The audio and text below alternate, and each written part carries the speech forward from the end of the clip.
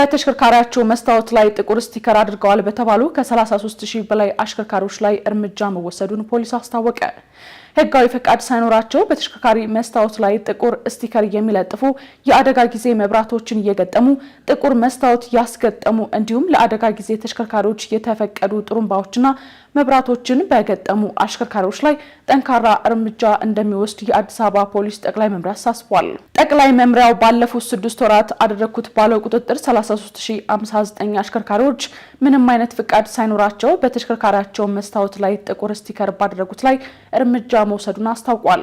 እንዲሁም በተደመሰሰና በተፋፋቀ ሰሌዳ ሲያሽከረክሩ በተገኙ 15000 አሽከርካሪዎች ላይ በተመሳሳይ እርምጃ መውሰዱን ገልጿል።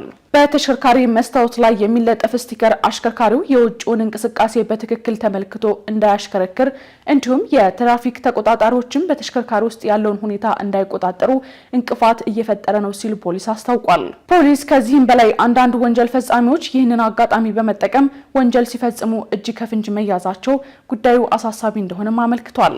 ከሚመለከተው የጸጥታ ደህንነትና የትራንስፖርት ተቋማት ምንም አይነት ፍቃድ ሳይኖራቸው ከላይ የተገለጹትን እየተጠቀሙ ያሉ ባለንብረቶችም ሆኑ አሽከርካሪዎች ላይ ጠንከር ያለ እርምጃ እንደሚወስድም ፖሊስ አስታውቋል።